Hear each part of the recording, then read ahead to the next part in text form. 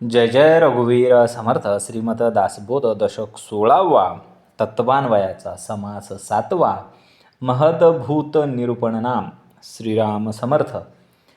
पृथ्वीचे मूळ जीवन, जीवनाचे मूळ अग्न, अग्नीचे मूळ पवन, मागा निरोपिले.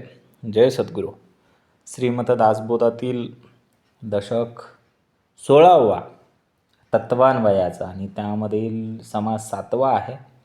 महदभूत निरूपण नाम. हे महदभूत म्हणजे काय? या समासामध्ये समर्थ आपल्याला सांगणार आहे की महदभूत म्हणजे सृष्टीचं मूळ तत्व आहे आणि त्याचं निरूपण आहे.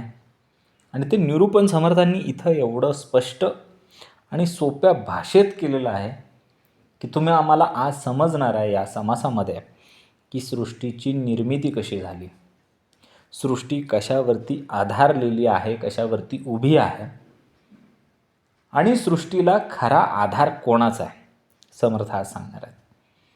पण त्याला एक पार्श्वभूमी समर्थांनी आधी निर्माण केली या दशकामध्ये. या दशकामध्ये समास 2 सूर्यस्तवन, समास 3 पृथ्वीस्तवन, समास 4 आपनिरूपण, समास 5 अग्निनिरूपण आणि समास 6 वायुस्तवन अशी पंचमहाभूत समर्थांनी आधी सांगितली आणि मग त्याच्यानंतर आलेलं महदभूत समर्थांनी सांगितलं 7व्या समासामध्ये. ही पंचमहाभूते अनुक्रमे आपण श्रवण केली बैठकीला येऊन. पण त्याच्याही आधी एक सूक्ष्म शक्ती आहे जिला समर्थ म्हणतात महदभूत. बघा ना, उदाहरण दिलं समर्थाने.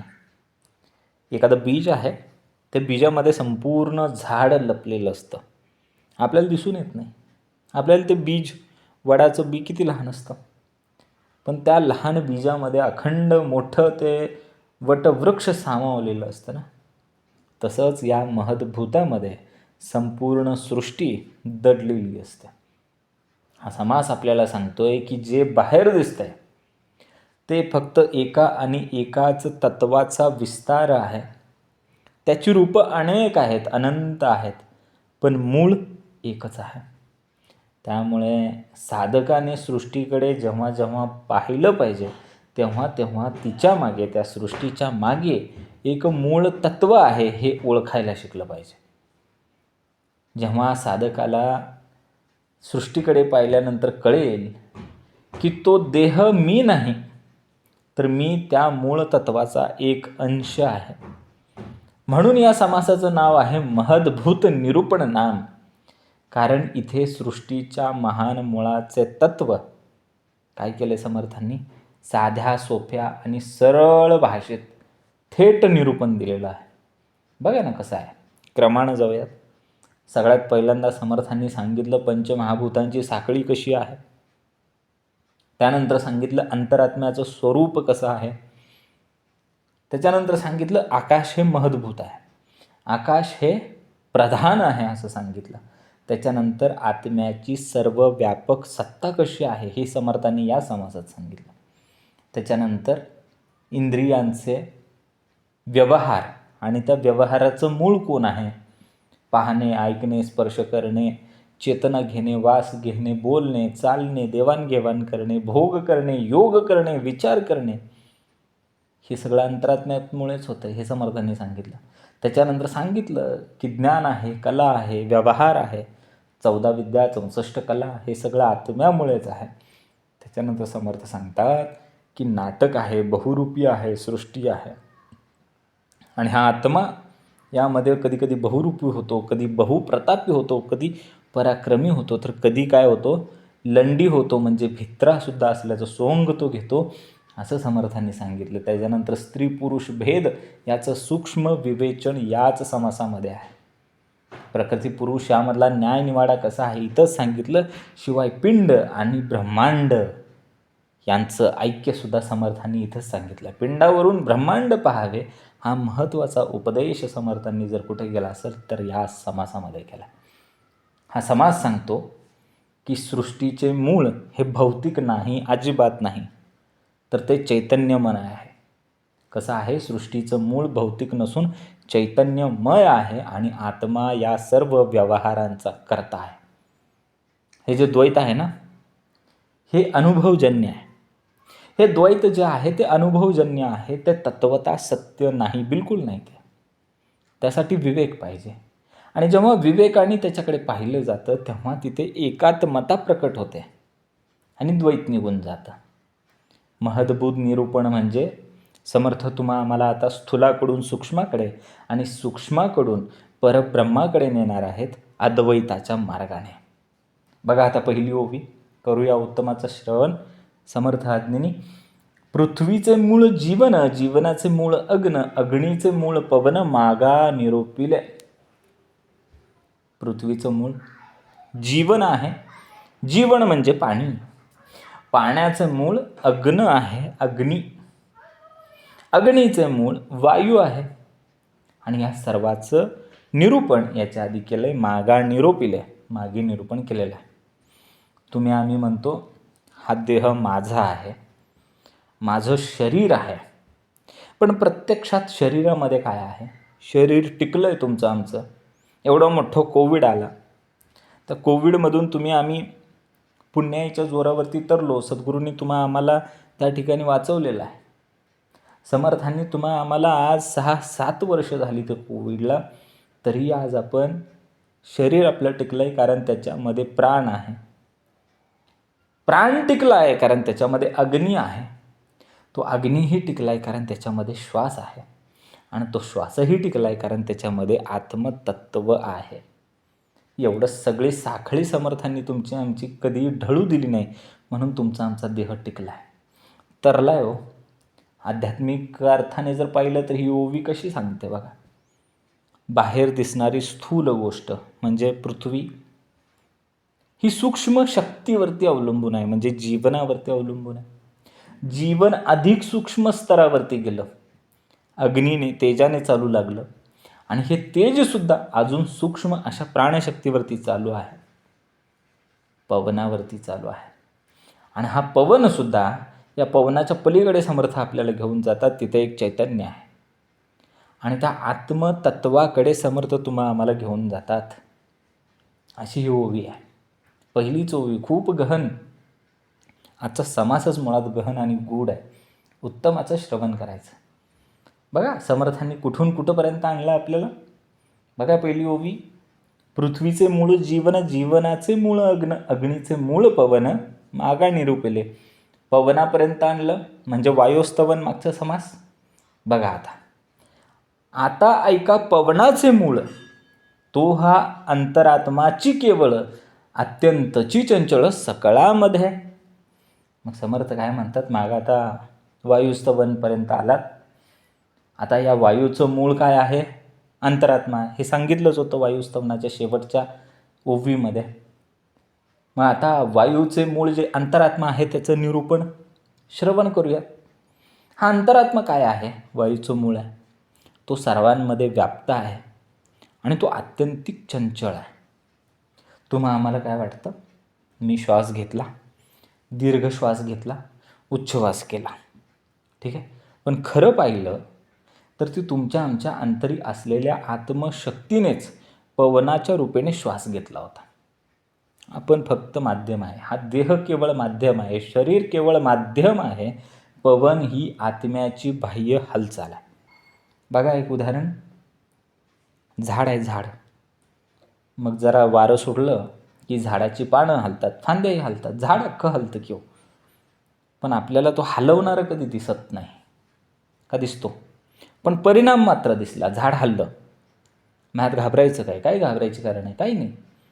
वाऱ्याने हलवलं पण वारा दिसलाच नाही, परिणाम दिसला. तसंच या देहामध्ये आत्मा दिसत नाही, पण त्या आत्म्याचा परिणाम म्हणून तो पवन श्वासरूपाने आतमध्ये आला, उच्छ्वास रूपाने परत बाहेर आला. हालचाल दिसते, चलन वलन दिसतंय. सगळं कशामुळे आहे? त्या पवनाचे मूळ आत्मा आहे त्याच्यामुळे आहे. तो पवन चंचळ आहे पण आत्मा त्याहून चंचळ आहे. बरोबर आहे का? बघा आता पुढं सांगितलं आहे, तो येतो जातो दिसेना, स्थिर होऊन बैसेना, ज्याचे रूप अणुमानेना वेदश्रुतीसी. बरोबर आहे. तो येतोय जातोय, श्वास घेतला सोडला, तो आला गेला, दिसला नाही. तो एका जागेला स्थिर होऊन बसत नाही. वेदशास्त्र, श्रुती यांनासुद्धा त्याच्या रूपासंबंधी कुठलंही अनुमान करता आलेलं नाही. आत्मा चालतो का? आत्मा थांबतो का? आत्मा बदलतो का? आत्मा दिसतो का? अजिबात नाही. आत्मा चालत नाही, थांबत नाही, बदलत नाही आणि दिसतही नाही. तरीसुद्धा सर्व हालचाली त्याच्यामुळेच होतात. तोच श्वासामागे आहे आणि श्वासानंतर उच्छ्वास जो होतो त्याच्या मागेसुद्धा तो आत्मा आहे. जेव्हा आपल्याकडे विचार येतो तो विचाराच्या मागेही आहे, तुमच्या आमच्या जीवनाच्याही मागे आहे आणि जीवाच्याही मागे आहे. तो आत्माच आहे. बाबा आता बघा एक व्यावहारिक उदाहरण पाहूयात. वीज दिसत नाही. खांबावरून निघालेली वीज आपल्या घरापर्यंत आली. ती वीज काही दिसली नाही.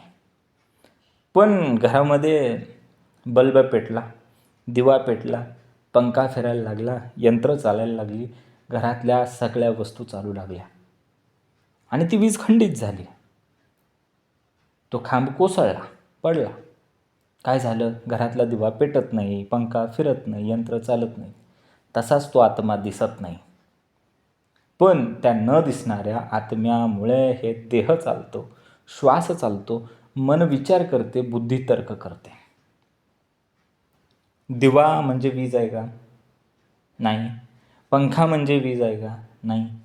तसेच हा देह म्हणजे आत्मा नाही आणि मनही आत्मा नाही. न दिसणारे आहेत हे, अजिबात दिसणार नाही, पण त्याच्याचमुळे सगळं घडणार आहे. बघा आता पुढं सांगितले समर्थांनी, मुळी मुळीचे स्फुरण तेची अंतरात्म्याचे लक्षण जगदेश्वरापासून त्रिगुण पुढे झाल्या. मग मूळ परब्रह्माच्या ठिकाणी जे आद्य स्फुरण होतं तेच अंतरात्म्याचं लक्षण आहे. मुळी मुळीचे स्फुरण तेची अंतरात्म्याचे लक्षण. मग त्याला काय म्हणायचं? त्याला जगदीश्वर म्हणायचं. जगदीश्वरापासून त्रिगुण पुढे झाले आणि त्या जगदीश्वरापासून पुढे त्रिगुण प्रकट झाले. परमात्मा मात्र निर्गुण आहे, निराकार आहे. आणि मग त्याच्यातील स्फुरणामुळे प्रथम चैतन्याची जाणीव निर्माण झाली आणि त्या जाणीवेतून काय झालं? त्रिगुण प्रकट झाले, ते जन्माला आले. आणि हे त्रिगुण काय करतात? सगळा संसार उभा करतात. बघा ना क्रम कसा आहे.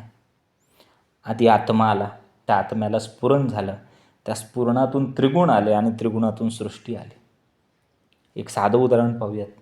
बीज आहे, बीजाला अंकुर फुटला, त्याच्यानंतर बीजाचं झाड झालं आणि मग त्या झाडाला काय आलं? खोड आलं, फांदी आली, फळं आली, फुलं आली.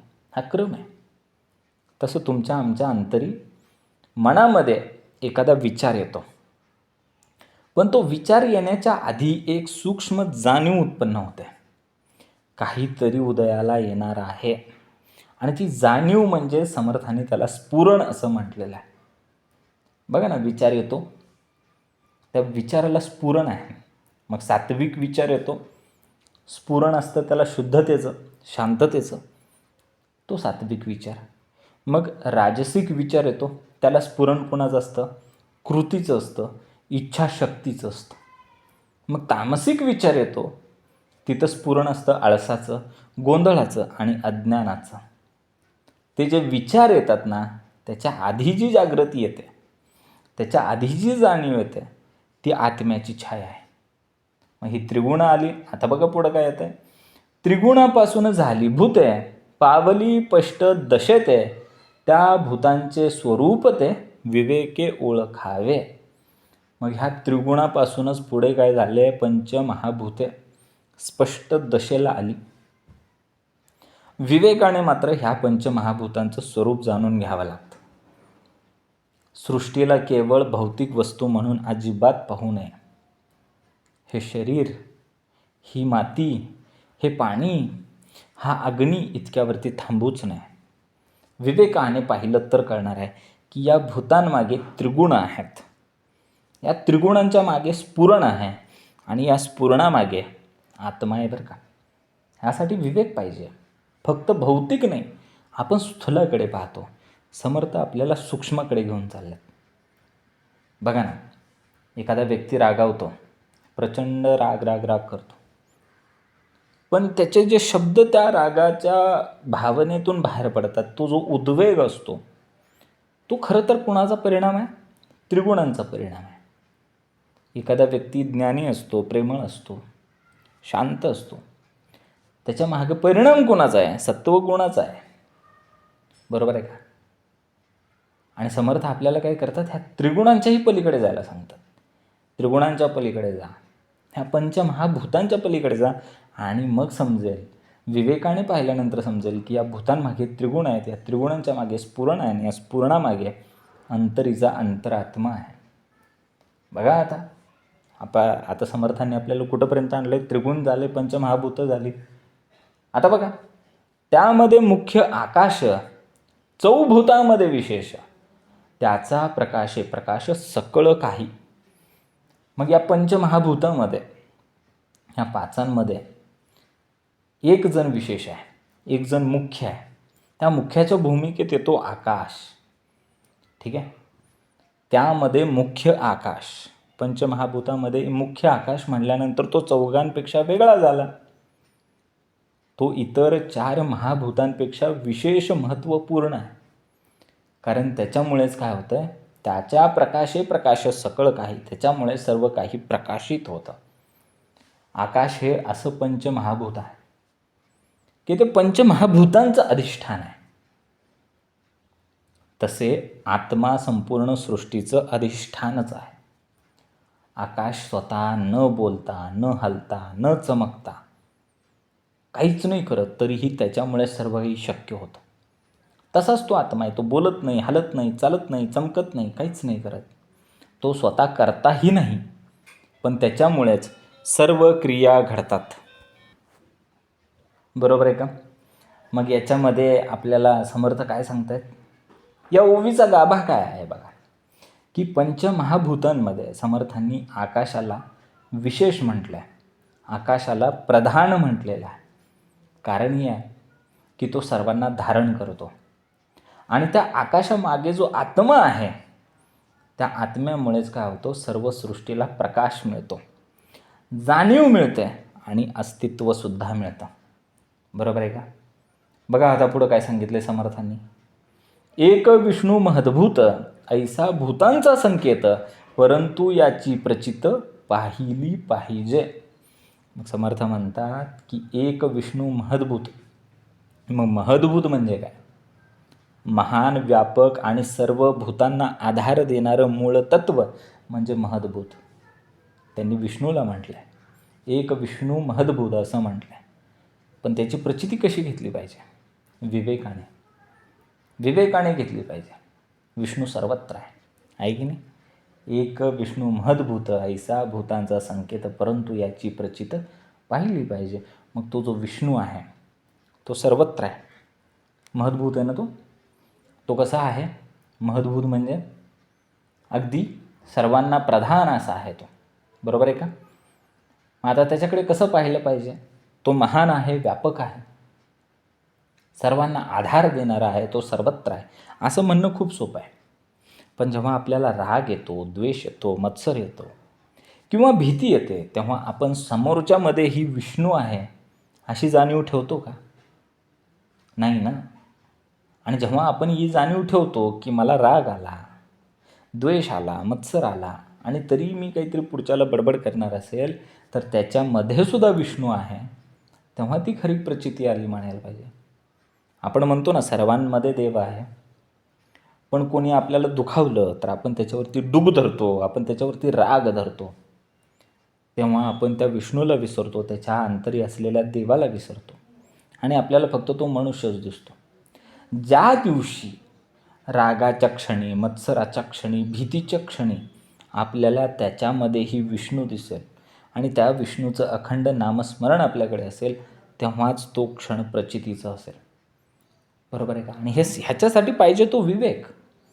विवेकानेच ह्याच्याकडे पाहिलं पाहिजे, तेव्हाच ते महद्भूत आपल्या लक्षात येणार आहे.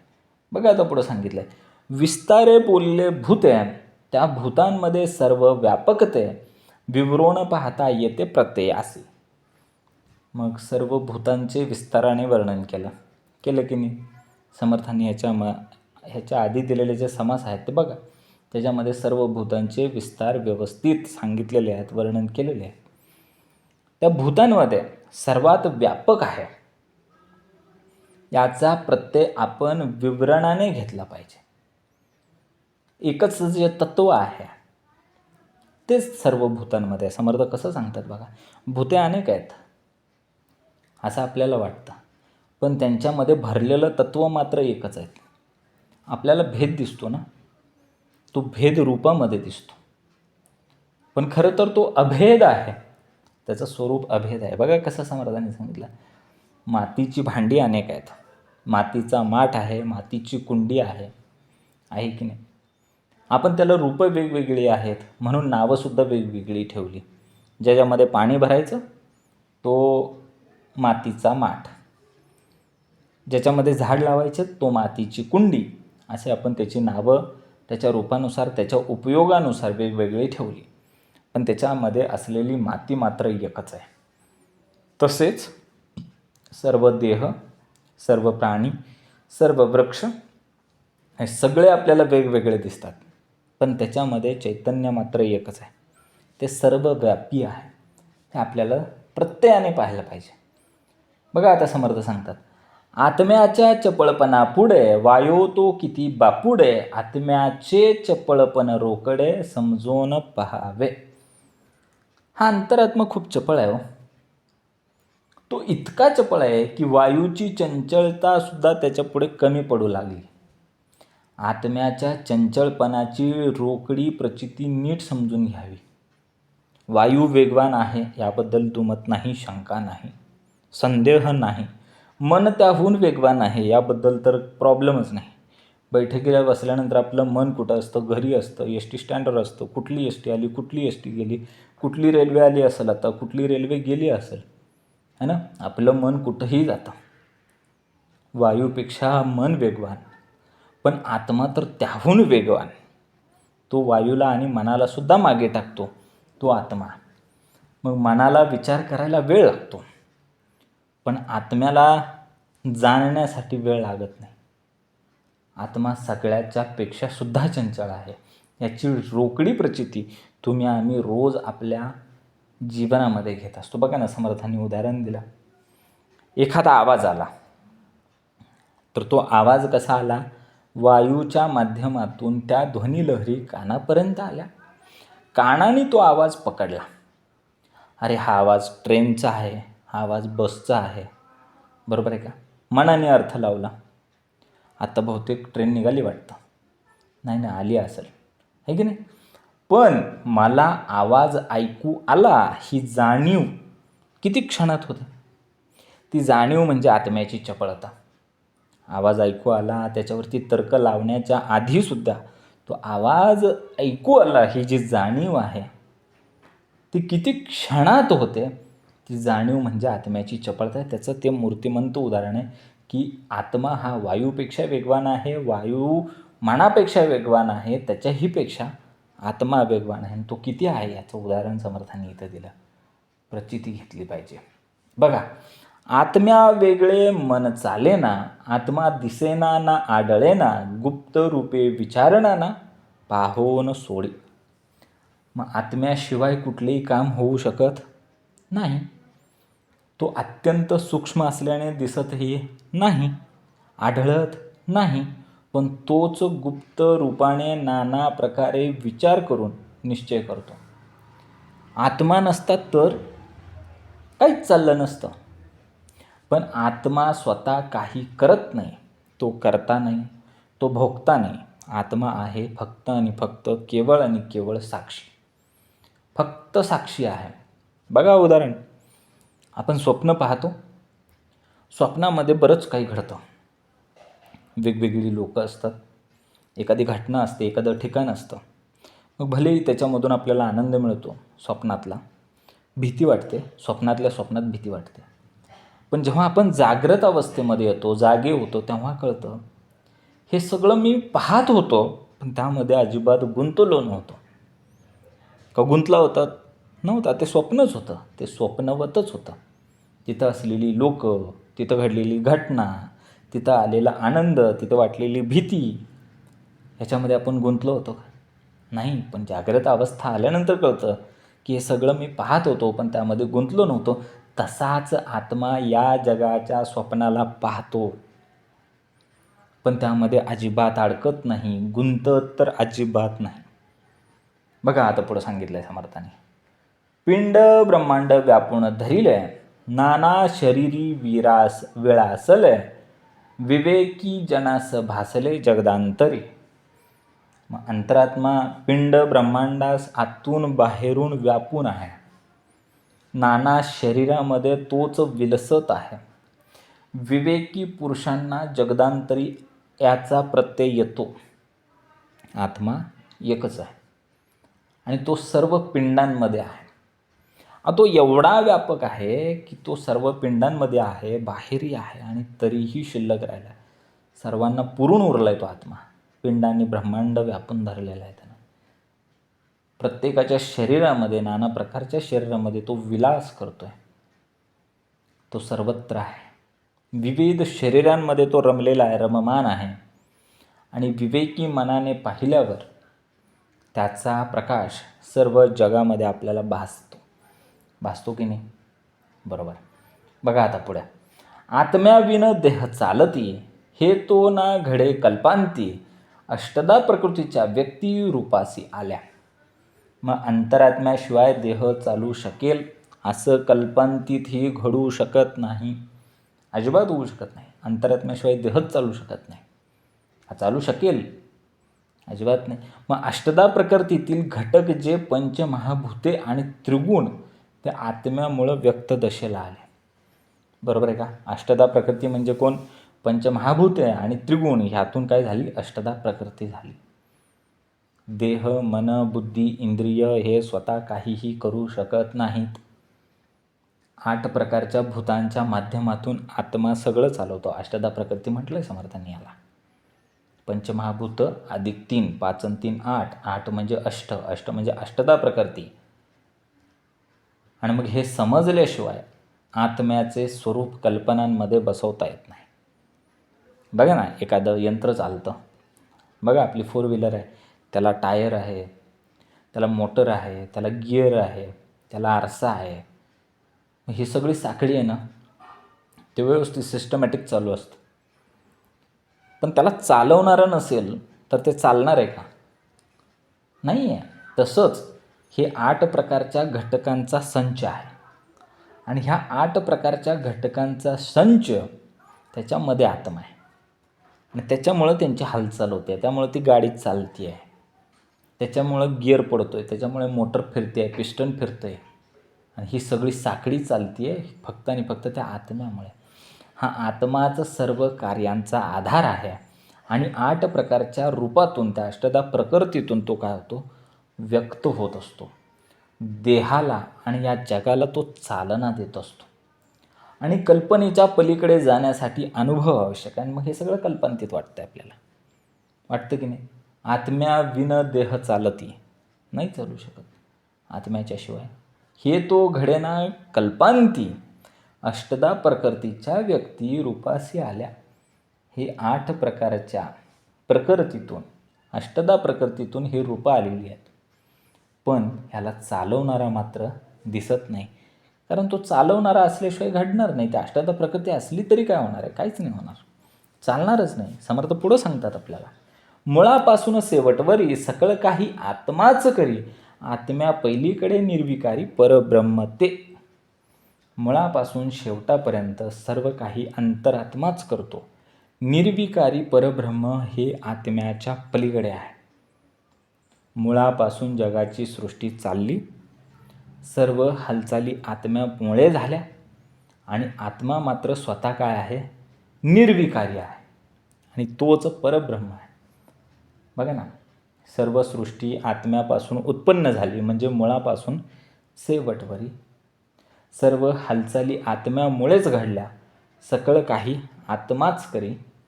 आत्मा स्थिर अचल निर्गुण आहे म्हणजे आत्म्या पहिलीकडे निर्विकारी. निर्विकार आत्म्याचा ब्रह्म आहे म्हणजे परब्रह्म ते. असा ह्या ओवीचा पूर्ण अर्थ आहे. बघा ना, आता इथं व्यावहारिक उदाहरण पाहूया. सूर्यप्रकाश सर्व वस्तूंवरती पडतो की नाही? आणि मग जसजसा तो प्रत्येक वस्तूवरती पडतो, काही ना काहीतरी बदल घडतात. मग झाडांवरती पडलं की प्रकाश संश्लेषण होतं, मग ते झाड स्वतःचं अन्न तयार करतं. सोलरवरती पडला सूर्यप्रकाश की सोलर पाणी गरम करतं आणि मग आपण आंघोळीला घेतो. म्हणजे बदल घडतो. जेव्हा जेव्हा सूर्यप्रकाश सर्व वस्तूंवरती पडतो, काही ना काहीतरी बदल घडतो. पण सूर्य स्वतः बदलतो का? अजिबात नाही बदलत. तसेच आत्मा सर्व हालचालींचा आधार आहे, पण तो स्वतः बदलत नाही. तो सर्वांमध्ये आहे, पण तो बदलत नाही.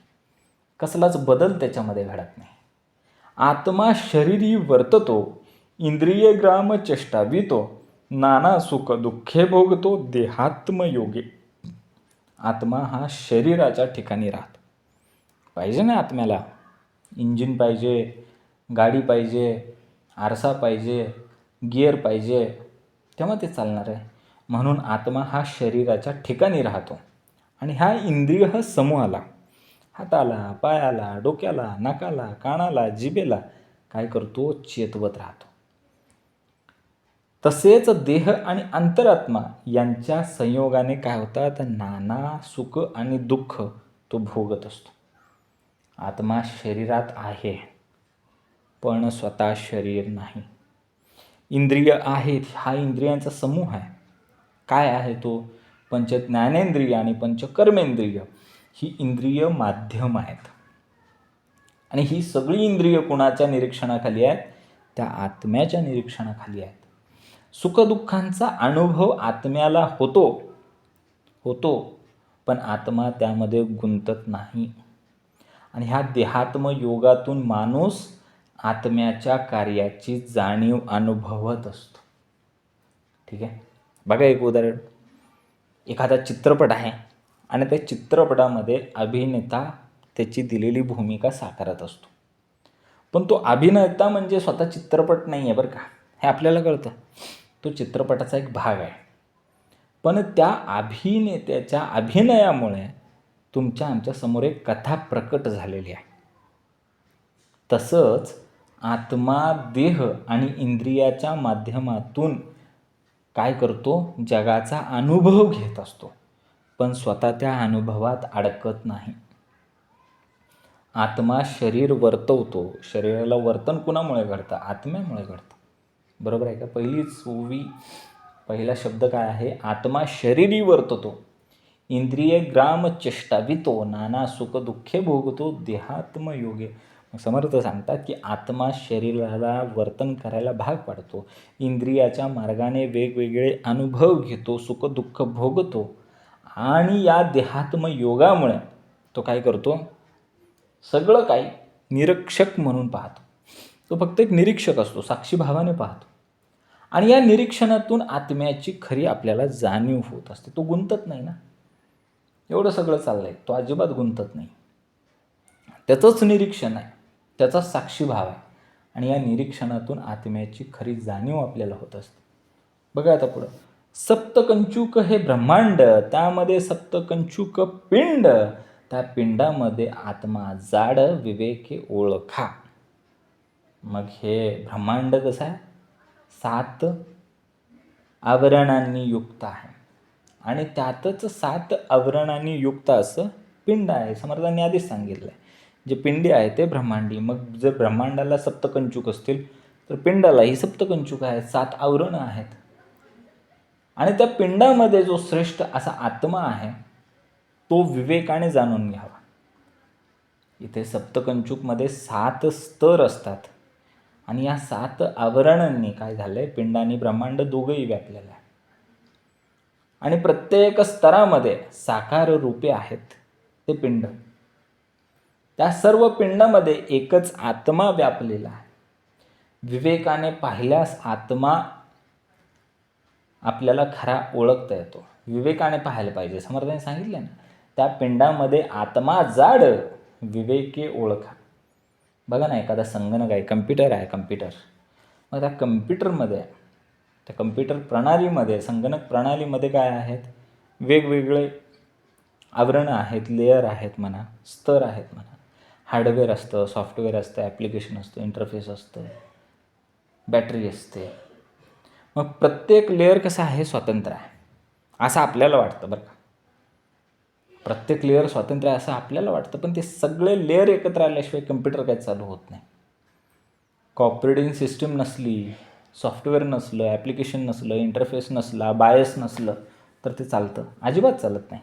तसंच या 7 पिंडांच्या मागे एक आत्मा आहे, त्या 7 ब्रह्मांडाच्या मागे एक आत्मा आहे, जो सर्वांची हालचाल पाहतो आणि चालवतो सुद्धा. बरोबर आहे का? ब्रह्मांडाला जसे 7 स्तर आहेत तसेच ते पिंडाला सुद्धा आहेत. प्रत्येक पिंडात आत्माच आहे आणि प्रत्येक ब्रह्मांडामध्ये पण आत्मा आहे. पण विवेकाने पाहिलं तर भिन्न भिन्न रूपाच्या पलीकडे एकच आत्मा दिसतो. तो सर्व सृष्टीचा आधार आहे, ते म्हणजे महद्भूत. बघा आता पुढं. शब्द ऐकून समजतो, समजून प्रत्युत्तर देतो, कठीण मृदू शीत उष्ण जाणतो त्वचेमध्ये. मग तोच कसा आहे? तोच शब्द ऐकतो, समजतो, समजल्यानंतर प्रत्युत्तर देतो आणि त्वचेच्या योगाने त्याला कळतं कठीण काय, मृदू काय, शीत काय, उष्ण काय ह्याची जाणीवसुद्धा त्याला होते. आत्मा सर्व अनुभव ग्रहण करून साक्षीभाव ठेवतो. शब्द, स्पर्श, रूप, रस, गंध ह्याच्या मागे असलेल्या भावना, त्याचा अर्थ आत्म्याद्वारे समजत असतो. आत्मा प्रत्यक्ष अनुभव घेतो पण स्वतः कर्म करीत नाही. देह, मन त्या अनुभवावरती फक्त प्रतिक्रिया देतं, है ना. आत्मा आहे म्हणून आपल्याला कळालं की ते मृदू आहे, ते कठीण आहे, ते शीतल आहे, ते उष्ण आहे. बघा ना, चटका बसल्यानंतर आपण हात बाजूला घेतो, ही देहाची प्रतिक्रिया आहे. बुद्धीने सांगितलं त्याला हात बाजूला घ्या. कठीण, मृदू, उष्ण, शीत, थंड, सुख, दुःख हे सर्व अनुभव आत्म्याच्या साक्षी भावातून ते जाणवत असतो. साक्षी असतो, फक्त गुंतत नाही याच्यामध्ये. एखादा व्यक्ती छान सुरेल श्रवणीय असं गाणं ऐकतो, काही बोलतो, है ना, तो सूर धरतो. शब्द किंवा सुरांची ताकद आत्म्याला समजते, ते भिडतं ना. अहो भिडलं हो आत्म्याला तुमचं ते गाणं, किती छान गायलात तुम्ही, उत्तम गायलात. बरोबर आहे का? सूर्यप्रकाशाचा जो काही इंटेन्सिटी आपल्याला जाणवते ते त्वचेमध्ये आपल्याला ते जाणवतं. हा सगळा अनुभव घेणारा केवळ आत्मा आहे आणि तोच कसा आहे, प्रत्यक्ष साक्षी आहे. शब्द ऐकून अर्थ आत्मा समजून घेतो, आत्मा अनुभव घेतो, आत्मा सांगतो आता ह्याच्यावरती प्रत्युत्तर दे. कठीण, मृदू, शीत, उष्ण, सुख, दुःख सर्व आत्म्याच्या साक्षीभावातून जाणवतात. आणि ह्याच्यामध्ये हाय कोण? देह आणि इंद्रिय हे फक्त काय आहेत? माध्यम आहेत. बघा आता पुढं. नेत्री भरून पदार्थ पाहणे, नाना पदार्थ परीक्षणे, उच्च नीच समजणे मनामध्ये. नेत्र म्हणजे डोळे. डोळे भरून नाना पदार्थ पाहतो, त्याच्यानंतर त्याची परीक्षा करतो आणि मनामध्ये ठरवतो ह्यातलं श्रेष्ठ काय, कनिष्ठ काय, उच्च काय, नीच काय, हेच करतो ना तो. नेत्र हे दृश्याचं एक माध्यम आहे, पण प्रत्यक्ष जाणणारा मात्र आत्मा आहे. पदार्थ पाहणे, पदार्थ तपासणे, त्याचा अनुभव करणे हे सर्व आत्म्यामुळेच शक्य आहे. उच्च नीच समजणे, त्याचं मूल्यांकन करणे हे आत्म्याच्या विवेकाने होते. मन फक्त माध्यम आहे. ज्ञान आत्म्याच्या निरीक्षणातूनच निर्माण होते. बघा ना, एखादा व्यक्ती चित्र पाहतो, सुंदर असं चित्र असतं, रंगसंगती त्याच्यामध्ये उत्तमाची असते. मग चित्र नेत्रांनी पाहतो, डोळ्यांनी पाहतो, तपासतो मनाने बरं का. मग त्याच्यामध्ये भरलेले रंग, त्या चित्राचा भाव, त्याचा अर्थ, ह्याची सगळी जाणीव त्या आत्म्यामुळे त्याला कळते. मग जे मनाला सुंदर वाटतं ते आत्म्याच्या दृष्टीने एक महत्त्वाची गोष्ट असते. बघा ना, नेत्र आणि मन हे दोघं कोण आहेत माहिती आहे का? त्या आत्म्याची माध्यम आहेत. डोळ्यांनी पाहावं लागेल तेव्हाच ते चित्र दिसेल, ते मनाला भावलं पाहिजे. आणि देह आणि मन म्हणजे नेत्र आणि मन हे दोघं माध्यम आहेत. आत्मा साक्षी भावाने ते सगळं पाहतो, तपासतो, त्याच्यामध्ये वर्गीकरण करतो, चांगलं कुठलं, वाईट कुठलं, कनिष्ठ कुठलं, है ना. आणि मग प्रत्यक्ष अनुभवातून तो काय करतो, ज्ञान प्राप्त करतो. बघा ना, आता डोळ्याचा विषय निघाला आहे तर समर्थ पुढं सांगतात, क्रूरदृष्टी, सौम्यदृष्टी, कपटदृष्टी, कृपादृष्टी, नाना प्रकारच्या दृष्टी, भेद जाणे. आहे ना, वेगवेगळ्या प्रकारच्या दृष्टी असतात. कृपादृष्टी समर्थांची तुमच्या आमच्यावरती आहे, म्हणून आम्ही बैठकीला आहोत. आणि दृष्टी म्हणजे फक्त बाहेरच्या बाह्य नजरेतून नाही आहे, तर ही दृष्टी मन, बुद्धी आणि आत्म्याच्या अनुभूतीतून तयार होते. प्रत्येक व्यक्तीची दृष्टी त्याच्या अंतरात्म्याचं प्रतिबिंब आहे. कोणाची दृष्टी कशी असते, कोणाची क्रूर असते, कोणाची सौम्य असते, कोणाची कपट असते, कोणाची कृपादृष्टी असते. विवेकाने भेद जाणून घेतला पाहिजे. म्हणजे आत्म्याच्या दृष्टीने प्रत्येक भावनात्मक आणि मानसिक स्थितीची खरी ओळख करून घेणे. बघा ना, एखादा व्यक्ती गरीब असतो, मग तो गरीब असला म्हणून काय झालं, एखादा व्यक्ती त्याच्याकडे क्रूर दृष्टीने पाहतो, कपट दृष्टीने पाहतो. हा गरीब आहे म्हणजे चोर आहे का, है ना. तिथंच दुसरी व्यक्ती आहे, त्याच गरीब व्यक्तीकडे ती कशी पाहते, कृपादृष्टीने पाहते, सौम्य दृष्टीने पाहते. बरोबर आहे का, फरक आहे ना, भेद आहे इथे. दोन व्यक्ती एकच दृश्य पाहत आहेत, पण त्यांची दृष्टी भिन्न आहे. आणि त्यातून निर्माण होतो तो दृष्टिकोन, याला आपण इंग्रजीत ॲटिट्यूड असं म्हणतो. आणि तो जो अनुभव आहे तो आत्म्याच्या साक्षी भावातून होत असल्याचे लक्षात येते. मनुष्याच्या दृष्टीचे प्रकार समर्थांनी सांगितले, क्रूर, सौम्य, कपटी, कृपादृष्टी, हे वेगवेगळ्या दृष्टीचे प्रकार मनुष्याच्या. विवेकाने यांचे भेद ओळखले तर आपण आत्म्याच्या निरीक्षणातून खऱ्या स्वरूपाला पाहू शकतो. बघा आता पुढे समर्थ सांगतात, जीवेमध्ये नाना स्वाद, निवडून जाणे भेदाभेद, जे जे जाणे ते विशद, करुणी बोले. जिभेमध्ये आत्मा राहिलाय आणि तिथं राहून तो नाना स्वादामधील भेद जाणू शकतो. आणि जे जे जाणतो ते स्पष्ट करून सुद्धा सांगतो आणि बोलू सुद्धा शकतो. हो ना, तो जिभेमध्ये आहे.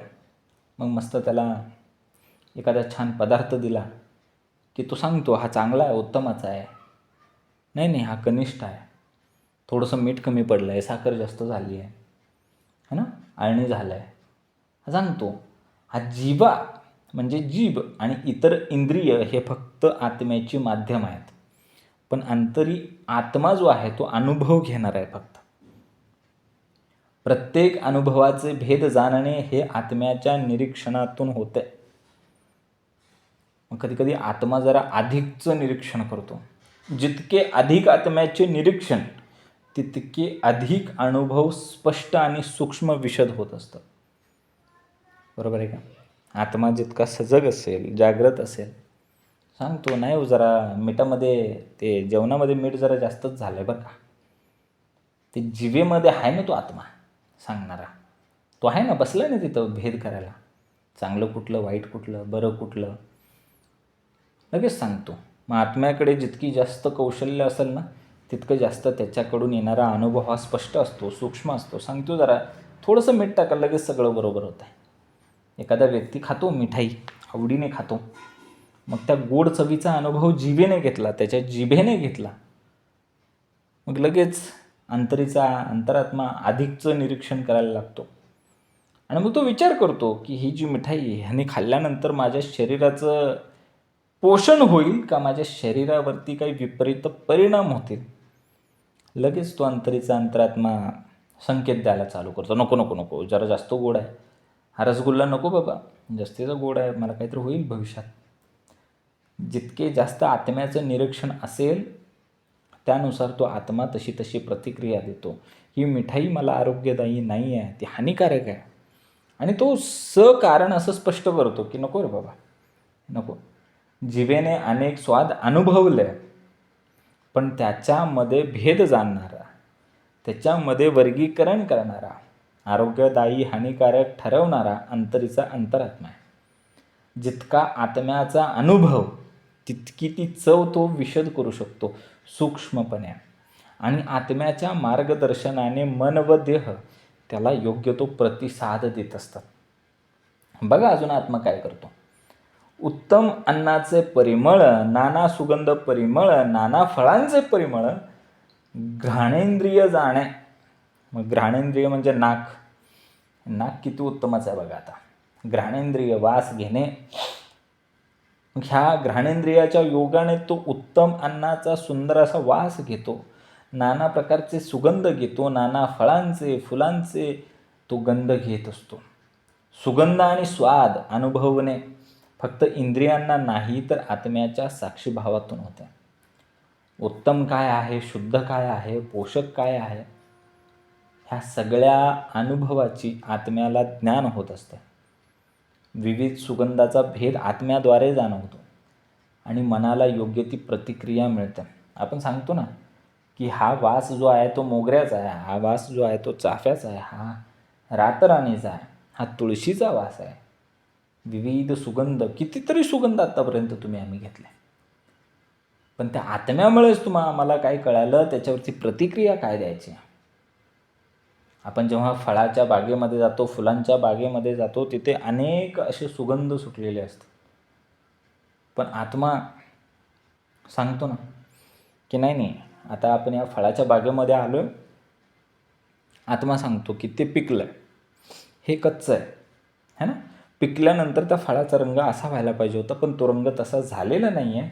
त्याच्यामुळे ते फळ खायला चांगलं नाही किंवा ते अजून परिपक्व झालेलं नाही. ही भावना कुठून आली? आत्म्याला झाली. आणि त्यानुसार काय केलं, हात तिथं गेला, हात त्या फळापर्यंत गेला, पण ते फळ कच्चं होतं, त्यामुळे हाताने तोडलं नाही. त्याच्या बाजूचं असलेलं परिपक्व झालेलं फळ त्याने घेतला. हा मन आणि देह त्या आत्म्याच्या अनुभवाच्या प्रतिक्रियेवरती रिॲक्ट होत असतो. त्यामुळे निवड करणे, चव घेणे, हे सगळं कोण? आत्माच करतोय. त्या आत्म्यानेच ऑर्डर दिली हाताला की नाही बाबा, ते कच्चं आहे, हे पिकलं आहे, हे तोड, हे चांगलं आहे. बरोबर आहे का? मग त्याच्यामुळे हे घ्राणेंद्रिय आहे, हे फक्त एक माध्यम आहे, पण प्रत्यक्ष जाणणारा, जाणीव करून देणारा आत्मा आहे. अनुभवातून आत्मा मन व देहाला योग्य ती प्रतिक्रिया द्यायला शिकवतो. सगळे अनुभव आत्म्याला, देहाला काय, मनाला काय. बरोबर आहे का? जिवेने स्वाद घेणे बोलणे, पाणी इंद्रिये घेणे देणे, पादोंद्रिये येणे जाणे सर्व काळ. जिभेने स्वाद घेणे आणि बोलणे, हाताने पदार्थ घेणे उचलणे आणि पायाने ये जा करणे, या सर्व क्रिया सर्व काळ अंतरात्माच करत असतो. इंद्रिय वाईट नाही, तो फक्त इंद्रियांची दिशा चुकली आहे. समर्थ इथं सांगतात. समर्थांनी सांगितलं ना आपल्याला, जीभ दाखवली, हात दाखवले, पाय दाखवले, एकच चुकीमध्ये काय होतं आहे, आपल्या जिभेकडे संयम आणि सत्यवचन पाहिजे तर ते योग्य दिशेला आहे. आपल्या हाताला श्रीसेवा दास्य भक्ती पाहिजे आणि सत्कर्म करण्याची सवय पाहिजे. आपल्या पायाला बैठकीला येण्याची, सद्मार्गाला जाण्याची ओढ पाहिजे. जेव्हा ही सर्व इंद्रिये आत्मजागृतीसाठी वापरली जातात, तेव्हाच आपण या संसारामध्ये राहूनसुद्धा सदा सर्व काळ साधना करू शकतो. बरोबर आहे का? बघा आता पुढे सांगितलं अजून कुठली इंद्रिय आहेत. बघा, शिष्णेंद्रिय सुरत भोगे, गुदेंद्रिय मळोत्सर्ग, मणे करुणी सकळ सांग कल्पून पाहे. जननेंद्रिय कामभोगासाठी आहेत, गुद इंद्रिय हे मल उत्सर्जनासाठी आहेत, आणि मन हे काय आहे, सर्व प्रकारच्या कल्पना करणार आहे. ऐसा व्यापार परोपरी त्रिभुवनी एकलाच करी, त्याची वर्णवाया थोरी दुसरा नाही. मग असा परोपरीचा व्यापार त्रिभुवनामध्ये तो एकटाच करू शकतो. त्याची थोरवी वर्णन करायला त्याच्याशिवाय दुसरं कोणीच नाही, तो एकटाच आहे. पुढं सांगितलं पुढच्या ओळीत, त्याविन दुसरा कैचा, जे महिमा सांगावा तयाचा, व्याप अटोप आत्म्याचा, ना भूतो ना भविष्यती. त्याच्याशिवाय दुसरा कोणीच नाही, तर त्याची थोरवी वर्णावी कशी. अंतरात्म्याचा व्याप आणि त्याची कार्यशक्ती ही पूर्वी कधीही झालेली नाही आणि पुढे होणारी नाही, अशी विलक्षण आहे. परमात्म्या वाचून काहीच नाही. त्याचा महिमा सांगता येत नाही. तो सर्वत्र आहे आणि तरीही निराकार आहे, कुठेही गुंतलेला नाही आहे. आणि त्याच्याशिवाय त्याच्यासारखा दुसरा कधी नव्हता, नाही आणि भविष्यातही नसेल. बघा आता पुढं. 14 विद्या 64 कळा, धूर्तपणाच्या नाना कळा, वेदशास्त्र पुराण जिव्हाळा, तेने विन कैचा. मग 14 विद्या 64 कला शिवाय धूर्तपणाच्या नाना कळा, तसंच वेद आहे, शास्त्र आहे, पुराण आहे, यांचे रहस्य हे सर्व अंतरात्म्यामुळेच जाणणं शक्य आहे, त्याच्याशिवाय काही नाही. समर्थ इथं आपल्याला काय सांगतात? 14 विद्या माणसाला ज्ञान देतात, 64 कला माणसाला जीवन कौशल्य देतात. आज पाहू आपण या 14 विद्या कोणत्या आहेत. 14 विद्यांमध्ये 4 वेद आहेत, 6 वेदांग आहेत आणि 4 उपवेदात्मक शास्त्र आहेत. मग 4 वेद कोणते? ऋग्वेद, यजुर्वेद, सामवेद, अथर्ववेद. 6 वेदांगे म्हणजे शिक्षा, कल्प, व्याकरण, निरुक्त, छंद आणि ज्योतिष. आणि त्याच्यानंतर येतं न्याय, मीमांसा, पुराण आणि धर्मशास्त्र. अशा मिळून एकूण झाल्या 14 विद्या. मग आता 64 कला कोणत्या आहेत आज पाहू आपण. पाणक रस, पहिली जी 64 कलामधली पहिली आहे ती आहे पाणक रस राग सव योजना. म्हणजे काय? पेय व मदिरा तयार करण्याची कला. धातुवाद म्हणजे धातू शुद्धीकरण आणि मिश्र धातू कला. तिसरा आहे दुर्वाच योग म्हणजे कठीण शब्द उलगडण्याची कला. आकार ज्ञान म्हणजे खाणीचे ज्ञान. मग वृक्षायुर्वेद योग म्हणजे काय? बाग उद्यान निर्मितीची कला. पट्टिका वेत्र वाण कल्प म्हणजे खाट आणि चटया विणण्याची कला. वैनायिकी विद्या म्हणजे शिष्टाचार. व्यायामिक विद्या म्हणजे शरीर साधना. वैजापिकी विद्या म्हणजे युद्ध व विजय कला. शुकसरिका प्रक्षालन म्हणजे पक्ष्यांची भाषा.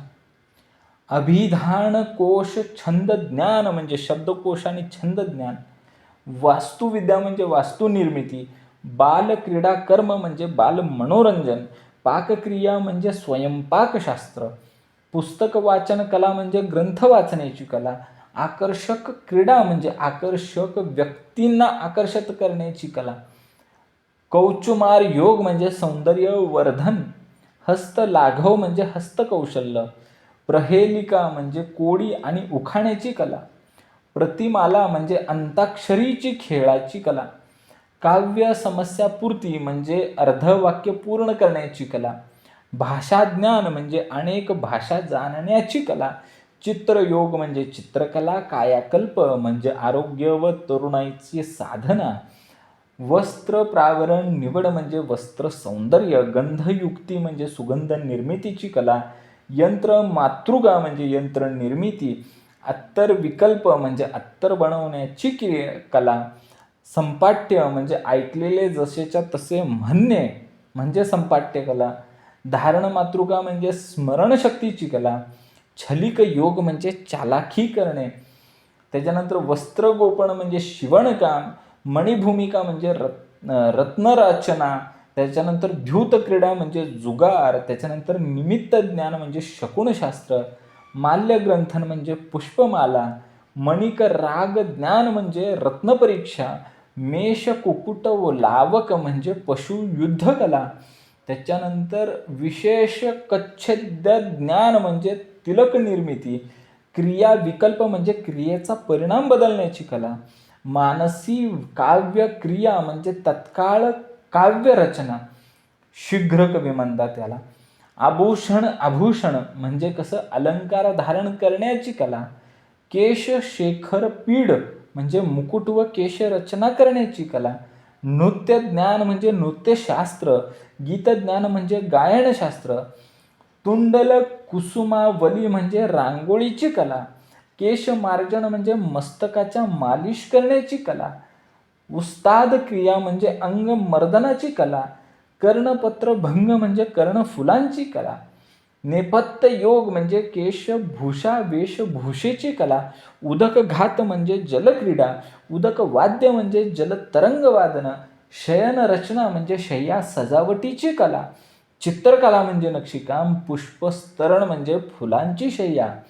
नाट्य अभिनय म्हणजे अभिनय कला, दशन वस सरंगनाथ म्हणजे देहसज्जा, तुर्ककर्म म्हणजे सूत कातण्याची कला, इंद्रजाल म्हणजे जादूविद्या, तक्षण कर्म म्हणजे लाकूड कोरीव काम, त्याच्यानंतर अक्षर मुष्टी का कथन म्हणजे करसंकेत भाषा, सूत्र सूची कर्म म्हणजे रफू आणि भरत काम करण्याची कला, म्लेच्छित कला म्हणजे परकीय भाषा शिकण्याची कला, त्याच्यानंतर 64वी कला आहे रत्न रौप्य परीक्षा म्हणजे रत्न व धातूंची परीक्षा करण्याची कला.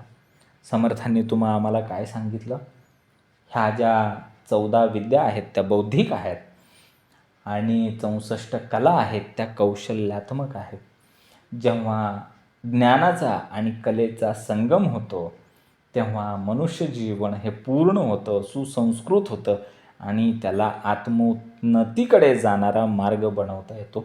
त्यासाठी ह्या 14 विद्या आणि 64 कला यांचा संगम तुमच्या आमच्या आयुष्यामध्ये झाला पाहिजे.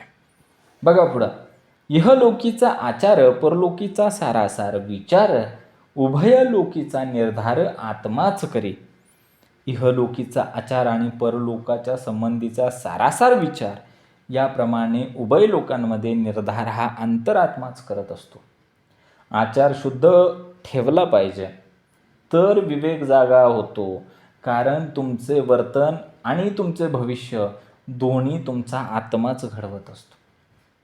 एखादा व्यक्ती बाहेरून अत्यंत धार्मिक दिसतो, वेशभूषा केशभूषा त्याचं सगळं दिसणं जे आहे तो दिखावा जो आहे तो कसा आहे, धार्मिक आहे, पण आतून मात्र कपट आहे, कुटील आहे तो. तर त्याचा जो आचार आहे तो इहलोकी मात्र बिघडलेला आहे आणि परलोकासाठी त्याने दाखवलेला जो दिखावा आहे तिकडे काही उपयोगी पडणार नाही. परलोकात जायचं असेल तर इहलोकामध्ये कसा होता तो, वरून धार्मिक आतून कपटी, तिथं तो उपयोगी पडत नाही. या उलट जो साधा आहे, प्रामाणिक आहे, मनापासून बैठकीला येतो, मनापासून नामस्मरण करतो, मनाचे श्लोक करतो, मंगलाचरण करतो, चालू समास करतो, प्रामाणिक आहे, त्याचा आत्मा त्याच्यासाठी चांगली ऊर्ध्वगती निर्माण करतो. वरवरून नुसतं जय सद्गुरू कमरतून वाकून ते काही उपयोगाचं नाही. समर्थ सांगतात इथं, इहलोकीचा आचार परलोकीचा सारासार विचार, उभयलोकीचा निर्धार आत्माच खरे. आत्म्याला माहिती आहे ना इहलोकी असताना तुझं आचरण कसं होतं, मंगलाचरणात होता का नाही, मग परलोकीमध्ये सारासार विचार तू कसा करशील. आहे ना तो आत्मा साक्षी भावाने तुमच्या आमच्या अंतर्या इहलोकी आहे आणि परलोकी सुद्धा आहे. तो दोन्ही लोकांमध्ये उभय लोकींचा निर्धार, उभय म्हणजे दोन्ही लोकांचा निर्धार जर कोण करत असेल तर तो आत्मा आहे. नाना मते नाना भेद, नाना संवाद वेवाद, नाना निश्चय भेदाभेद आत्माच करी. हा आत्माच सगळं करतो. नाना मते नाना भेद, नाना संवाद, नाना विवाद, नाना निश्चय भेदाभेद हे सर्व अंतरात्माच करतो. ही मतं आहेत, मतांतर आहेत, वाद आहेत, संवाद आहेत, हे सगळं मनाच्या आणि बुद्धीच्या पातळीवरती आहे. पण आत्मा त्या पलीकडे आहे. आत्मदृष्टी आली की कळतं, वादही माझ्यात आहेत, भेदही माझ्यात आहेत आणि त्यांचा नाशही माझ्यामध्येच आहे. त्याच्यामुळे समर्थ सांगतात की मतांवरती अडकू नकोस, वादांमध्ये गुरफटू नकोस, भेद पाहण्यात समाधान तर मानूच नको. आत्म्यात स्थित हो म्हणून सांगितलं ना, आत्मस्थितीचा निश्चय, त्या आत्म्यामध्ये स्थित हो, तिथे भेद संपतो आणि वादही संपतो. म्हणून आत्म्यामध्ये स्थित व्हायला समर्थाने सांगितलं. मंगलाचरणात आत्मस्थितीचा निश्चय. बघा, मुख्य तत्व विस्तारले तेने तयास रूप आणिले, येणे करिता सार्थक झाले सकळ काही. मुख्य तत्वाचा विस्तार होऊन या सृष्टीचं व्यापक असं रूप तयार सुरू झालं. सृष्टीला हे रूप प्राप्त झालं आणि या अंतरात्म्यामुळे सर्व काही सार्थक झालं. प्रत्येक गोष्टीचा मूळ आधार हे मुख्य तत्व आहे आणि या मुख्य तत्वानेच स्थूल रूप गुण कार्य प्रदान केलं आहे. स्थूल रूप कुठून आलं? मुख्य तत्वामुळे आले. मग हे मुख्य तत्व आणि त्याची रूप याद्वारे जगातील प्रत्येक घटक सार्थक आणि उपयोगी बनतोय. बरोबर आहे का? ते जे मुख्य तत्व आहे ना त्याने रूप घेतलंय. मग सर्व काही या तत्वावरती आधारित आहे. बाह्य दृश्य रूप फक्त रूपक आहे, मूळ तत्व मात्र सर्वव्यापी आहे. बघा आता एक व्यावहारिक उदाहरण पाहूयात. एखाद्या फुलाला आपण पाहतो, मग त्याचा मूळ आधार म्हणजे त्याची जीवनशक्ती म्हणजे त्याचं बीज, हे त्याचं मुख्य तत्व झालं.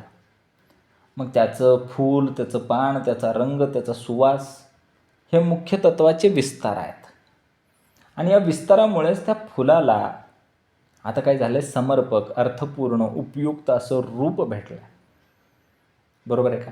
हा विस्तार झाल्यामुळे त्याच्यामध्ये सुगंध आला, त्याचं सौंदर्य वाढलं. नाहीतर काय राहिलं असतं त्याच्यामध्ये? काहीच नसतं. ते मुख्य तत्व विस्तारत गेलं आणि त्याला परिपूर्णता आली. या विस्तारामुळेच जगातील सर्व काही सार्थक झालेलं आहे. बाह्य रूपातून मूळ तत्वाचे ज्ञान मिळते बरं का. वरून जरी पाहिलं ना तरी आपल्या लक्षात येईल की जेव्हा याचं बी होतं, बीला वास नव्हता, बीला सौंदर्य नव्हतं, पण ते आत्मतत्व म्हणजे ते बीज जेव्हा अंकुरित झालं, ते जेव्हा वाढलं, फललं, फुललं, तेव्हा काय झालं, ते विस्तारत जसं गेलं तसं त्याला सार्थक रूप प्राप्त झालं, पूर्णत्व प्राप्त झालं. मग हे आपण बाहेरून जरी पाहिलं, पण बाहेरून पाहताना सुद्धा आपल्याकडे विवेक पाहिजे. बाह्य रूपातून जेव्हा आपण त्याच्याकडे पाहतो तेव्हा आपल्याला मूळ तत्वाचे ज्ञान मिळू शकते, फक्त विवेक जागृत पाहिजे. बघा समर्थ सांगतात, लिहिणे वाचणे पाठांतर करणे, पुसणे सांगणे अर्थ करणे, गाणे बजावणे नाचणे आत्म्याच करिता. लिहितोय, वाचतोय, पाठांतर करतोय, विचार करतोय, सांगतोय, अर्थ लावतोय, गाणं म्हणतोय, वाद्य वाजवतोय, नर्तन करतोय, हे सर्व काही अंतरात्म्याकरताच असतंय. समर्थ इथे सांगतात की जी कृती आत्म्यापर्यंत नेते ती साधना, आणि जी कृती अहंकार वाढवते ती बंधनं. बरोबर आहे का? समर्थांनी तो शब्द छान वापरला आहे, आत्म्याच करिता. या ओवीचा प्राणच आहे, आत्म्याच करिता. आपण जे काही करतो, शिकतो, बोलतो, लिहितो, वाचतो, गातो, नाचतो, हे सर्व आत्म्याच्या शुद्धीसाठी पाहिजे, आत्म्याच्या जागृतीसाठीच पाहिजे. मग कर्म किती मोठे आहे यापेक्षा ते कर्म कोणासाठी आहे? आत्म्याच्यासाठीच आहे का? आत्मजागृतीसाठीच आहे का? आत्मशुद्धीसाठीच आहे का? हे महत्त्वाचं. जर ते आत्म्यासाठी, आत्मशुद्धीसाठी, आत्मजागृतीसाठी असेल तर ती उत्तमाची साधनाच आहे असं समर्थ म्हणतात. बरोबर आहे का? बघा पुढं, नाना सुखे आनंदतो, नाना दुःखे कष्टी होतो, देह धरितो आणि सोडतो नाना प्रकारे. अंतरीचा अंतरात्मा नाना सुखांनी आनंदित होतो, नाना दुःखांनी कष्टी होतो आणि नाना प्रकारचे देह धारण करतो आणि सोडतो सुद्धा. आत्मा सर्व सुखदुःख अनुभवत असतो, पण त्यामध्ये अडकत नाही. देह आणि मन ही त्याची माध्यमं आहेत, पण प्रत्यक्ष जाणणारा मात्र आत्मा आहे. जीवन हे अखंड निरंतर अनुभव घेण्याची प्रक्रिया आहे. आत्मा मात्र सर्वज्ञ आहे, सर्वव्यापी आहे. सुखदुःखाच्या अनुभवातून आत्मा ज्ञान प्राप्त करतो आणि त्यानुसार देहाला, बुद्धीला, मनाला मार्गदर्शन करतो. है ना? एखादा व्यक्ती एखाद्या गोड पदार्थाचा आनंद घेतो, तेव्हा आत्मासुद्धा त्या आनंदाचा अनुभव घेतो, पण कुठल्या माध्यमातून? देहाच्या माध्यमातून आणि जिभेच्या माध्यमातून तो आनंद घेतो. जर त्या पदार्थाने काय केली? विषबाधा केली, त्रास दिला, अपचन झालं, तर ते दुःख देखील आत्म्याला अनुभवता येतं बरं का. अनुभवतो, पण आत्मा त्यात गुंतत नाही. नाना सुखांचा तो आनंद घेतो, नाना दुःखांचा कष्टसुद्धा तो घेतो, तो शिकत राहतो. आत्मा सदा सर्व काळ शिकत असतो, तो अनुभवत असतो, तो फक्त देहाच्या माध्यमातून अनुभवत असतो. आत्मा स्थिर आहे, अनुभवातून आत्मा शिकतो, तो ज्ञान प्राप्त करतो आणि त्याच्यानंतर तो मनाला, बुद्धीला, देहाला मार्गदर्शन करतो. बघा, एकलाची नाना देह धरी, एकलाची नटे परोपरी, नटनाट्य कळा कुसरी त्यावीन नाही. अंतरात्मा एकच आहे, तो नाना प्रकारचे देह धारण करतो, एकटाच नाना प्रकारचं नटतो, नट नाट्य कला कौशल्य अंतरात्म्याशिवाय काहीच होऊ शकत नाही. आत्मा एकच आहे, पण तो नाना देहातून अनुभव घेतो. जगातील प्रत्येक नट, प्रत्येक व्यक्ती, प्रत्येक अनुभव, प्रत्येक घटना आत्म्याच्या माध्यमातून चालते. नाट्यकला समर्थांनी इथं दृष्टांत दिला आहे. जगातील अनुभवांचे खेळ म्हणजे नाट्यकला. आत्मा नसल्याशिवाय अस्तित्वात येणार नाही. आत्मा हा सर्व काही जाणणारा, साक्षी भावाने अनुभव घेणारा एक केंद्रबिंदू आहे, समर्थांनी सांगितलं. एखादी नाट्यकथा दर्शक मंडळी आपण पाहतो, नट विविध पात्र निभावतो, प्रेक्षक त्यामध्ये रममाण होऊन जातात. पण त्या नटाशिवाय ते नाटक पूर्ण होतं का? होत नाही. तसाच प्रत्येक देह आणि अनुभव आत्म्याशिवाय अर्थहीन आहे. आत्मा प्रत्येक नटासारखा सर्व भूमिकांमध्ये उपस्थित आहे बरं का. आत्मा एकच आहे, पण तो नाना देह धारण करतो. तो नट आहे आणि नाट्यकला त्याशिवाय कुसरी आहे. कुसरी आहे म्हणजे होऊ शकत नाही. प्रत्येक अनुभव आणि प्रत्येक भूमिका ह्या आत्म्यामुळे सार्थक होत असतात. तो आत्मा बघा आता नाट्यभूमीवरती कसा आहे. एकलाची झाला बहुरूपी, बहुरूपी बहुसाक्षपी, बहुरूपे बहुप्रतापी आणि लंडी. मग तो आत्मा जो आहे तो एकटाच आहे. तो बहुरूपी होतो. तो बहुरूपाप्रमाणे काय करतो, नाना प्रकारचे सोंग घेतो. ठीक आहे. तो नाना रूपे, तो बहुरूपी असतो, महाउद्योगी असतो. त्यानंतर तो अत्यंत प्रतापीसुद्धा होतो. तर कधी कधी तो भित्र्यापणाचा सोंगसुद्धा घेतो. एकलाची विस्तारला कैसा, पाहे बहुदा तमासा, दाम्पत्य विण कैसा विस्तारला. तो एकटाच असून त्याचा इतका अफाट विस्तार झालाच कसा, हे एक आश्चर्य आहे. बरोबर आहे. तो एकटाच आहे आणि त्याचा विस्तार तर एवढा मोठा झाला, हे एक आश्चर्य आहे. दाम्पत्य नसून अंतरात्म्याचा एवढा विस्तार झाला कसा काय. दाम्पत्य म्हणजे जोडी नाही आहे, तो एकटाच आहे. तो एकटा असून त्याने एवढा मोठा विस्तार कसा काय केला, हा एक विचार आहे. बघा आता पुढे सांगितले समर्थांनी. स्त्रियास पाहिजे पुरुष, पुरुषासी पाहिजे स्त्रीवेश, ऐसा आवडीचा संतोष परस्पर आहे. स्त्रीला पुरुष हवासा वाटतो, पुरुषाला स्त्री हवीशी वाटते. याप्रमाणे परस्परांना परस्परांच्या आवडीमुळे संतोष वाटतो. बघा, स्थूळाचे मूळ ते लिंग, लिंगामध्ये हे प्रसंग, येणे प्रकारे जग प्रत्यक्ष चाले. स्थूल देहाचे मूळ सूक्ष्म देहात आहे. सूक्ष्म देहातील वासनेमुळे स्त्री पुरुष भेद निर्माण झालेत. त्यामुळे जगात प्रत्यक्ष व्यवहार चालू आहेत. कारण आता दोन पदार्थ झाले ना, स्थूल पदार्थ आणि सूक्ष्म पदार्थ. मग स्थूल पदार्थ आणि जगाचा मूळ आधार लिंग आहे. सर्व गुण, सर्व स्वरूप, सर्व हालचाली लिंगामध्ये समाविष्ट आहे. सृष्टीत दिसणारे विविध रूप लिंगातूनच प्रत्यक्ष चालत आहेत. लिंग म्हणजे तत्वज्ञान आणि प्रत्यक्ष जग यांचा संगम म्हणजे लिंग.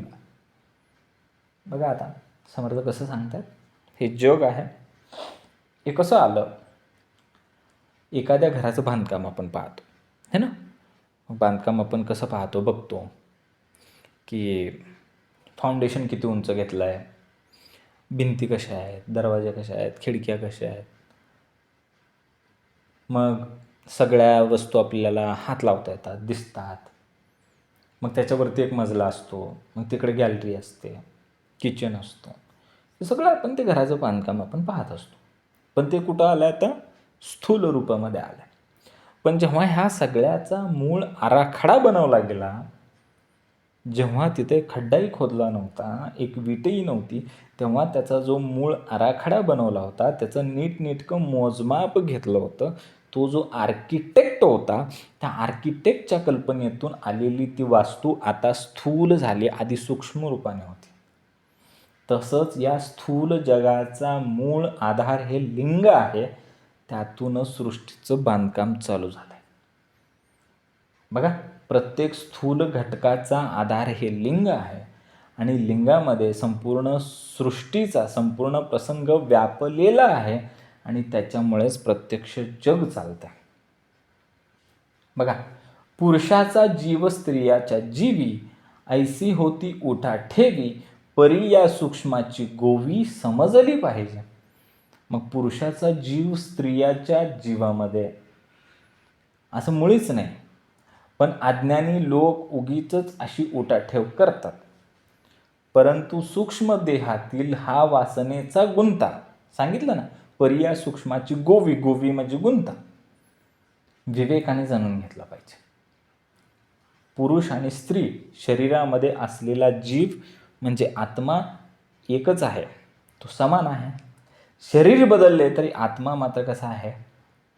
निराकार आहे, सर्वव्यापी आहे, सर्वज्ञ आहे, सर्वत्र आहे. उठाठेवी अनुभव हा सूक्ष्म आत्म्याद्वारे जाणवतो. हा अनुभव समजल्याशिवाय काय आहे?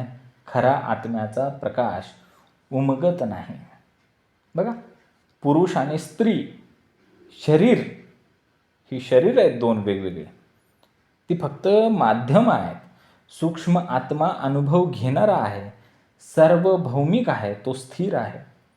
उठाठेवी अनुभवातून ही खरी जाणीव समजते. बघा आता पुढे समर्थाने सांगितलं आहे, स्थूळाकरिता वाटे भेद, सूक्ष्मी अवघेची अभेद, ऐसे बोलणे निरुद्ध प्रत्यया आले. मग काय आहे? स्थूल देहामध्ये हा भेद दिसतो खरा, पण सूक्ष्माच्या ठिकाणी असा भेद नसतो. हे निश्चयात्मक असून अनुभवास येणारे आहे. बघा आता कसं आहे, स्थूल देहामध्ये भेद दिसतात पण ते खरे नाहीत. सूक्ष्म म्हणजे आत्म्याच्या दृष्टिकोनातून हे सगळे एक समान आहेत आणि त्यांच्यामध्ये कुठलाही भेद नाही आहे. पण निरुद्ध भावाने पाहिल्यास भौतिक भेदांवरती मन गुंतत नाही. प्रत्यक्ष अनुभूतीने आत्म्याची सार्वभौमिकता आणि अभेद्यता समजते पाहिजे, तो विवेक. बरोबर आहे का? इथं समर्थ काय सांगतात की बाह्य जगात भेद दिसतात, ह्या स्थूल जगामध्ये भेद दिसतात, पण सूक्ष्म जगामध्ये सर्व अभेद्य आहे. विवेक आणि निरोध भावाने पाहिल्यास प्रत्यक्ष अनुभूती येते. सर्व अनुभवांचा मूळ आधार एकच आहे, तो म्हणजे आत्मा. बरोबर आहे का? बघा, बायकोने बायकोस भोगिले, ऐसे नाही घडले, बायकोस अंतरी लागले ध्यान पुरुषाचे. मग स्त्रीने स्त्रीचा भोग घेतला, काही घडलंय का? स्त्रीच्या अंतरी मात्र पुरुषाचेच ध्यान लागलेले असते. स्त्री पुरुष ही शरीर आहेत, ही फक्त माध्यम आहेत. प्रत्यक्ष आत्मा अनुभव घेणार आहे. बाह्य रूपातून मिळालेला अनुभव हे मूळ सत्य नाही. अंतरात्मा प्रत्यक्ष अनुभव घेणारा आहे, तो साक्षी भावाने पाहणारा आहे. बघा, बाह्य शरीरामध्ये घडलेले अनुभव प्रत्यक्ष सत्य नसतात. खरा अनुभव हा अंतरात्म्याद्वारे ध्यानाने आणि निरीक्षणातून येतो. बघा आता पुढं, स्त्रीशी पुरुषास वधू, ऐसा आहे हा संबंधू, या कारणे सूक्ष्म संवादू सूक्ष्मीच आहे. स्त्रीला पुरुष हवा असतो आणि पुरुषाला वधू म्हणजे स्त्री हवी असते, असा हा संबंध आहे. म्हणून या सूक्ष्म संवादाचे मूळ सूक्ष्म देहात म्हणजे वासनेमध्ये आहे. इथं समर्थ सांगतात की दोन व्यक्ती बोलतात, दोन व्यक्ती हसतात, कारण त्यांच्यामध्ये जो अनुभव आहे तो सामायिक आहे, म्युच्युअल आहे. बाह्यदृष्ट्या हा जो संवाद साधला जातो आहे हा खरा आहे, कारण तो मनाच्या आणि आत्म्याच्या स्तरावरती घडतो. तो वरवरून नाही घडत, तो सूक्ष्म संवाद आहे. सूक्ष्म संवाद म्हणजे आत्म्यांमध्ये निर्माण होणारी समजूत आणि आत्म्यांमध्ये निर्माण होणारं आकर्षण आणि आत्म्यांमध्ये होणारी अनुभवांची देवाणघेवाण म्हणजे सूक्ष्म संवाद असं सांगतात. पुरुष स्त्री हे नातं केवळ बाह्य नाही, तर त्यामागे एक सूक्ष्म संवाद आहे, तो आत्म्याचा अनुभव आहे. बघा आता पुढं, पुरुषेच्छमध्ये प्रकृतीमध्ये पुरुष व्यक्ती, प्रकृती पुरुष बोलती येणे न्याय. पुरुषाच्या ठिकाणी जी इच्छा ती म्हणजे प्रकृती आणि प्रकृतीमध्ये जे जाणीव तो म्हणजे पुरुष. या न्यायानेच लोक पुरुष प्रकृती किंवा प्रकृती पुरुष असं म्हणतात. प्रत्येक पुरुषाच्या देहात प्रकृती कार्यरत असते. प्रत्येक पुरुषाच्या देहात प्रकृती ही शरीराने, मनाने, बुद्धीने, इंद्रियाने प्रकृती म्हणून ती कार्य करते. मग आत्मा म्हणजे पुरुष हा या प्रकृतीतून व्यक्त होत असतो, प्रत्यक्ष अनुभव घेत असतो. बाह्य गुण, वर्तन, अनुभव हे सर्व प्रकृतीच्या माध्यमातून दिसतात, पण मूळ आत्मा शुद्ध आणि निराकार आहे. न्याय आणि मूल्य ठरवताना बाह्य रूप पाहू नये. प्रकृतीमागील पुरुष जाणून घेणे अत्यंत आवश्यक आहे. बघा, पिंडावरून ब्रह्मांड पहावे, प्रचितीने प्रचितीस घ्यावे, उमजेना तरी उमजावे, विवरा विवरो. इथं समर्थ काय सांगतात की याप्रमाणे पिंडावरून ब्रह्मांडाचा विचार करावा आणि पिंडातील अनुभवाने ब्रह्मांडातील अनुभव जाणावा. जर हे उमजत नसेल तर वारंवार विवरण करून ते समजून घ्यावे विवेकाने. लहान पिंड किंवा घटक पाहून मोठ्या तत्वाचा अंदाज घ्यावा. कारण समर्थाने सांगितले जे पिंडी आहे ते ब्रह्मांडी आहे. जे ब्रह्मांडामध्ये आहे त्याचंच प्रतिबिंब म्हणजे हे पिंड आहे, आणि जे पिंडामध्ये आहे त्याचंच व्यापक रूप म्हणजे ब्रह्मांड आहे. बरोबर आहे का? जे पिंडामध्ये आहे तेच ब्रह्मांडामध्ये आहे. तसेच पिंडातून ब्रह्मांडाचे तत्व समजले पाहिजे. पिंडावरून ब्रह्मांड पहा, अनुभवातून अनुभव घ्या, आणि जर पूर्ण समजले नसेल तर पुन्हा प्रयत्न करा. विवेकाने तपासल्यानंतर खरे ज्ञान समजेलच, उमजेलच, समर्थांना खात्री आहे. द्वैतेच्या होतो मुळी, तरी ते आले भूमंडळी, भूमंडळी आणि मुळी रुजू पहावे.